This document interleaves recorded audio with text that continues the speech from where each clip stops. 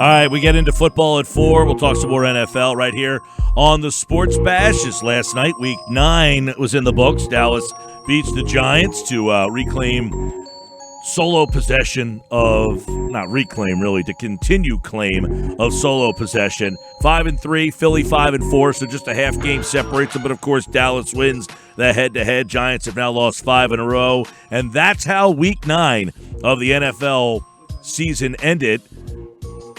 We'll talk to John McMullen at JF McMullen to get some more insight on this team moving forward and some of the stuff that's out there today regarding this team moving forward. They just had a rejoiceful afternoon. Andrew Sendejo's released. The comp pick is back! Finally!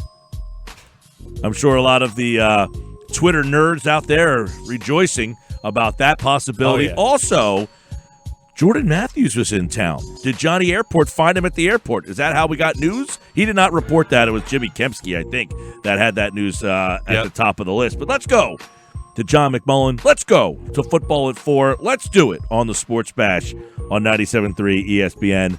Johnny Mac, welcome back. Hey, how are you guys? We are always good. So let's start with, I guess, Jordan Matthews in town for a physical, it looks like. I mean, is that pretty much indicating that he will be with the Eagles when they play the Patriots in 2 weeks? Yeah, I mean, usually when you get to that point, it's just about them dotting the I's and crossing the T's, making sure you're okay from a physical standpoint. So it makes a lot of sense. We talked about it a little bit yesterday. He's a guy who knows the offense coming in midseason. He's also very good friends with Carson Wentz within his wedding. So you have that aspect of it as well. And, you know, there's not a lot of help from a talent standpoint in November of the NFL season past the trade deadline. So did they already feel like, I mean, did they go down this road last year and it was just a clunky fit? I mean, essentially you're replacing – last year you had Golden Tate, Nelson Aguilar, and Jordan Matthews. Now you're essentially going with Nelson Aguilar, possibly Jordan Matthews, and Alshon. I mean, didn't they already see that the Jordan Matthews fit is just not – I mean, or are we wrong? Did they say, no, he was a productive guy for us? Or are things that bad? I think it's – yeah, I think it's what are you trying to do? I think – if you're looking for an upgrade over Matt Collins, you'll probably be happy. Jordan will be better than that. What he did show last year, made some big plays. So he's the kind of guy who if nobody's paying attention to him, like they don't pay attention to Matt Collins, he's a big difference maker.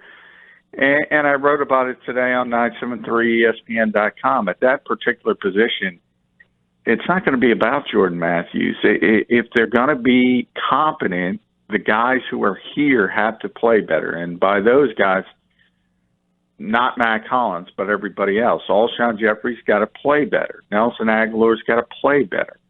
The Eagles got to throw J.J. Arcega-Whiteside on the field, and he's got to play better. Any sign that could happen? I know it's a bye week and you're not around there, but you know, a lot of times after the bye, you reevaluate, and then you finally say, all right, we got to do something different. We're just going to go ahead and do it. We'll throw you in the deep end. Yeah, I think Doug kind of gave that hint yesterday at his press conference. He kind of said that. This is where you self-scout. You take a look at what you're doing, and there was a little intimation that they're going to try to get J.J. on the field a little bit more. Again, I don't think it's going to be any great tonic for this offense. I think they've realized and they've already started in that direction, and their best path to winning is playing more two tight ends. That's going to continue, but you need more out of that Z position than Matt Collins has been giving you. He hasn't caught a football since September, so you prefer it's JJ. If it's not JJ, it'll be Jordan if they sign him. But it's not, Mike Quick isn't coming through that door. Terrell Owens isn't coming through that door. It is what it is. You got to use your best players, and your best players are your two tight ends. John, what's all this that I see with Matt Collins and I don't want to say people are defending him, but I get a lot of, well, Doug's not trying to go to him. He's on the field for other reasons. He's on the field to create mismatches when they run the ball. Is that 100% accurate, 50% accurate? Real quick on that, too. Josh sent me these notes earlier today regarding, and I thought this was kind of interesting. We talk about getting guys the ball or what their roles are. You know, of the guys on the roster, you had Shelton Gibson, who's no longer here. He averaged 22 yards a catch in college. Hollins averaged 20 yards a catch. Arthega-Whiteside, 16 yards a catch. You know who had the lowest? Aguilar, 14. So of all these guys, he in college wasn't even that big of a play guy. So I thought that was kind of interesting too. But Mac Hollins averaged 20 yards a catch in college. He was a big play guy. Yeah, well, two things there. It's college, number one, and that's what Mac was in college. He wasn't a volume guy. Nelson was a volume guy. Nelson was a legitimate first-round pick, obviously. He was a really good player at Southern California. He touched the football a lot. The other guys were kind of just gimmick players. So if you don't, the more you touch it, the more those numbers are going to go down. So that explains part of that. But as far as being a deep threat who can stretch the field, remember Mac was out a long time with his own sports hernia issue. Maybe hasn't recovered. Maybe he doesn't have the same speed. Certainly the offense the defense, isn't concerned by him. And getting back to Ryan's thought, yeah, I mean, that's what Doug told us. So he's the sixth or seventh option in this offense. And flat out said, you game plan for your best players. When that's typically it starts with Zach and Alshon, and then Deshaun when he's out there, when he's healthy, which obviously he's not going to be. And Dallas is number 4. Then you mix in the running backs in the passing game, and then you get to Mac Hollins. But look, that was the case with Jordan Matthews last year. And Jordan caught the football. He made some big plays. He's not a part of the game plan, but one of the strengths of Carson Wentz's game is his ability to extend plays. And that's where guys like that have to come in, where things break down and it becomes schoolyard football, and you just got to get open and make a play. Mac hasn't been able to do that. So Jordan will be an upgrade over that, but it's not significant if anybody's getting excited by that. John, you bring up, and I've asked you this before, but you bring up Carson extending plays, and this is eye test. I don't have stats in front of me to back up this question, but I don't feel like I'm seeing it a lot this year with him. And I don't know if it's the play calling, it's the wide receivers and the injuries and the drops, but do you see that with the eye test as well? Just him not maybe running around as much and creating that magic and that Brett Favre craziness that all the fans like. And I'm not expecting or asking him to do that, but maybe Doug can get creative and get him out of the pocket a little bit more to get those receivers open easier downfield. Well, number one, that's never a goal. I mean, when you scheme up an offense or a particular play, even if you're rolling out Carson Wentz, it's with a design in mind. Sure. It's one that receiver's not open, your progressions aren't open, then you start to do things that are, as they say in the NFL, off schedule. And Carson is one of those guys who can do that better than most. You've seen it this year. The great play to Alshon, the touchdown against, I think it was Minnesota. Remember the brilliance of that play. That was all Carson Wentz extending a play. It's not how it's drawn up. That's not the goal. The goal is to be successful. And I think if you look at that 16-play drive against Chicago that clinched the game, I mean, that's what you want. You want the coach scheming guys open. And that's what he was able to do with Zach Ertz on the rub route, with Dallas Goedert on the middle screen.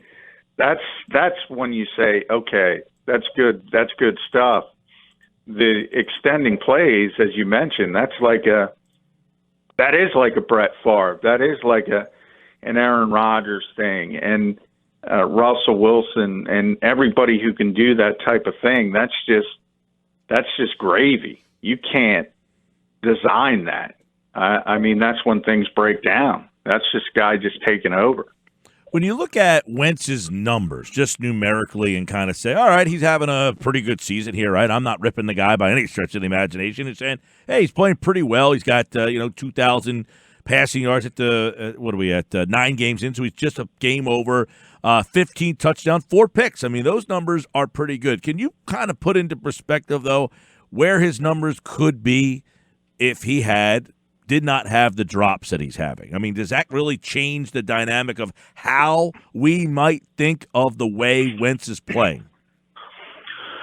Well, sure. I mean, anytime you have big numbers, I mean, people kind of default to that. Is it fair to say, like, hey, if it's not for these drops, this guy might be, 15-4 is, that's pretty outstanding. Yeah, I think there's two ways to look at it. I think people in the league, people in the building know how well he's playing. He's had one bad game, and that's pretty good out of 9 in the NFL. I think he's played at a pretty high level for most of the season. Receiving has gone, that position has gone in the dumps. We talk about it all the time, whether it's Pro Football Focus rated them the number 1 receiving corps in the entire NFL coming into the season. That's how much excitement. ESPN had him at number 2, I believe. Everybody thought this group was going to be great. And you point to Deshaun Jackson. Okay, he's hurt. But it's not just Deshaun Jackson. Alshon Jeffrey's having his worst year as a pro. Said that yesterday. Nelson Aguilar's been terrible. You at least expected maybe to get back sort of towards that 2017 level when he was comfortable in the slot.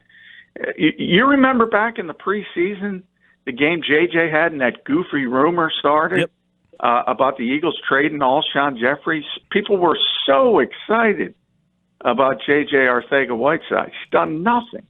Can't even get on the field. Every single guy, and then we just talked about Mac Hollins.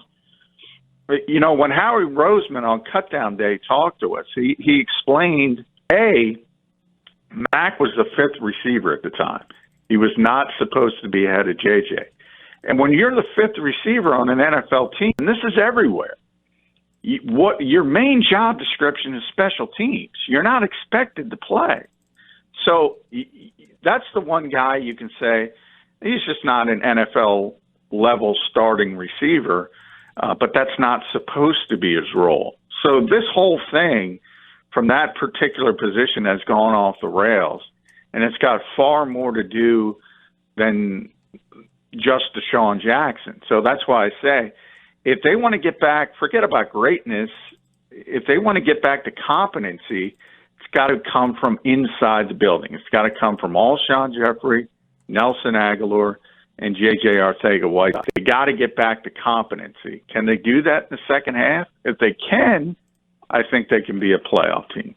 How much more Miles Sanders do you think we'll see here moving forward, and do you believe that would help if we do see him more?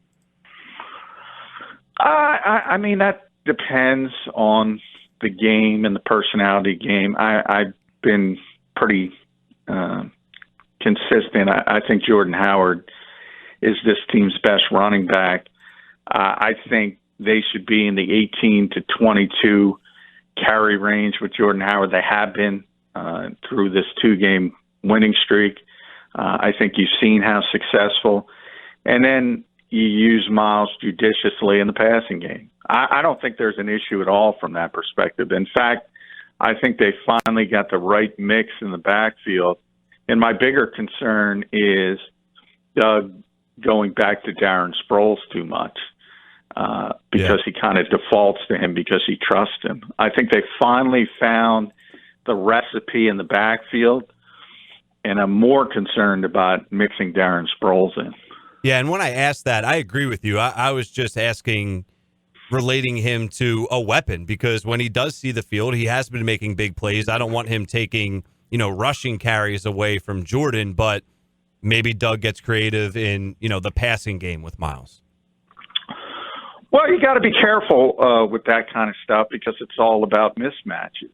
And when you do it judiciously and you set people up and you get linebackers trying to cover them on wheel routes, you have the advantage. If you do it too much, if you're using him as a split, if you're using a lot of 4 or 5 wides, you have him split wide, you're going to him, you're trying to throw the football to him 6 to 8 times a game, and it's successful early, people are just going to put a safety on him or even a corner, even a nickel corner, and then the mismatch turns the other way. Because unless your name is Christian McCaffrey, running backs can't get open against NFL corners. So that's sort of what you're weighing. If you do it too much, the other side's going to adjust, and you're not going to have the mismatch. Yeah. John, you think that Alshon is banged up at all? Is that attributing to his play, or do you think he's a declining player? No question he's banged up. He's been dealing with that calf injury since early in the season, and now he hurt his ankle and left the game against Chicago. So the bye week will help from that standpoint. But, yeah, I think part of it is health, and he hasn't felt comfortable from a physical standpoint. And you kind of have to hope that's the issue because there's no question he doesn't look like himself on the field. So it could be age or it could be the injuries or it could be a combination of both. From the Eagles' perspective, you almost have to hope it's the injuries.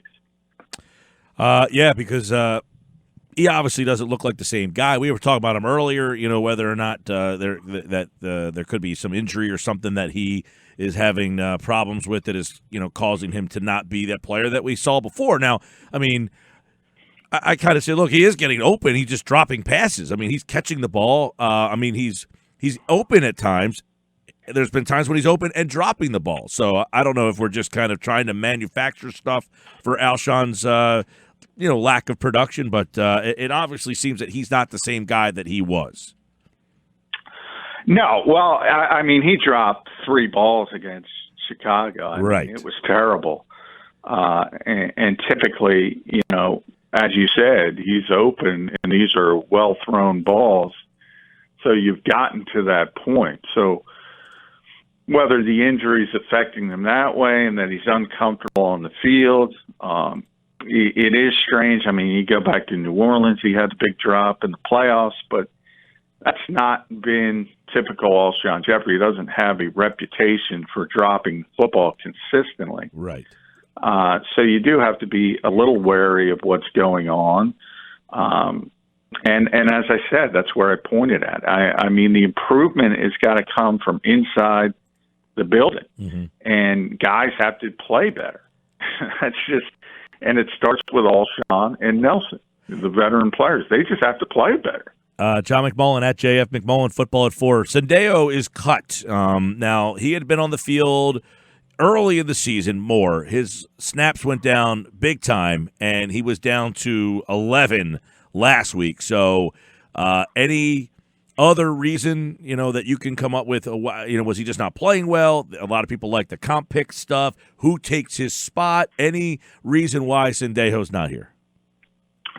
Oh, it's definitely the comp pick. This was the deadline. If he was here Saturday, they would not get that comp pick, which they're scheduled to get, which could be a 4th rounder, could be a 5th rounder. That's to be determined on Golden Tate and his salary because he was suspended.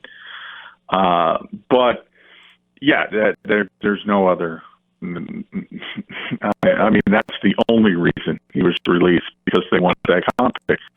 And at this point, you have to sort of self-scout. I think this is strictly a Howie Roseman decision. I joked about it with the help of Eagles director of compensatory picks, Jimmy Kempski. Big day for Jimmy. That's the only reason they cut him. The coaching staff loves him. Jim Schwartz always talks about the value of that third safety.